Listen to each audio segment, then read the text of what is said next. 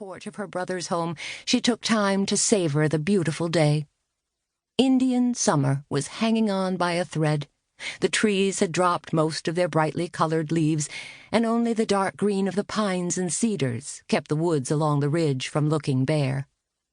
The fields still held traces of the fall harvest in the bundles of corn stalks stacked together like teepees, but most of the land sat empty, waiting for the snow to cover it. The brisk breeze that fanned her cheeks held the promise of cooler days ahead. She wasn't ready for winter. The short days and dreary weather left her feeling low and lonely, more so this year than most. It was hard to muster holiday cheer when 2 weeks with Aunt Ingrid loomed in her future. How could she make a match before Christmas? Should she simply admit defeat to Wilma at lunch today? Marybeth shook off her gloomy thoughts. It wasn't like her to give up.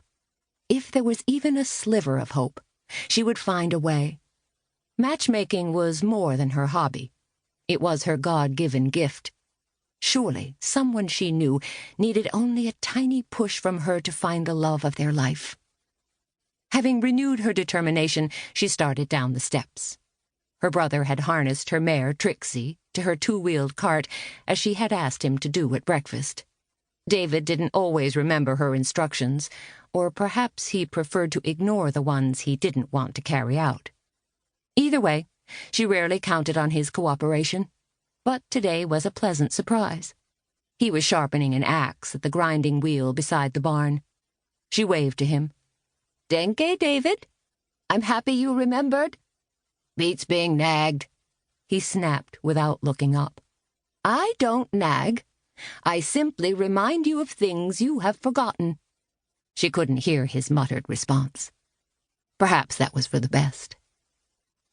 As an unmarried woman, she lived on the charity of her brother, and tried to make the best of it. David was 15 years her senior, and a confirmed bachelor who was becoming more set in his ways by the year. He might miss her cooking if she ever left, but nothing else. He had his own way of doing things that didn't always mesh with hers. Climbing into her cart, Marybeth headed her mare down the lane to the narrow blacktop that ran between Sugar Creek and Berlin. Trixie trotted along at a steady pace, and traffic was light. 20 minutes later, Marybeth turned into the parking lot beside the grocery store. She needed to pick up a few things, and she was early for her date with Wilma. Inside the store, she began filling her shopping cart with flour, brown sugar, spices, and other ingredients she would need for her holiday baking. She added a large tin of cocoa. There were sure to be skating parties if it got cold enough, and hot chocolate was a must. Stopping beside the shredded coconut, she decided on 2 bags. Cookie exchange parties required several dozen cookies of assorted types to share, and her coconut macaroons were always in demand. She added several assorted cake mixes she could whip up quickly for any spontaneous visits by out-of-town guests. Marybeth was nothing if not prepared. "Great minds think alike."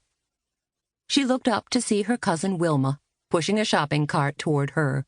Wilma pointed to the nearly identical items in her own basket. Marybeth chuckled. "You should have mentioned that you needed groceries.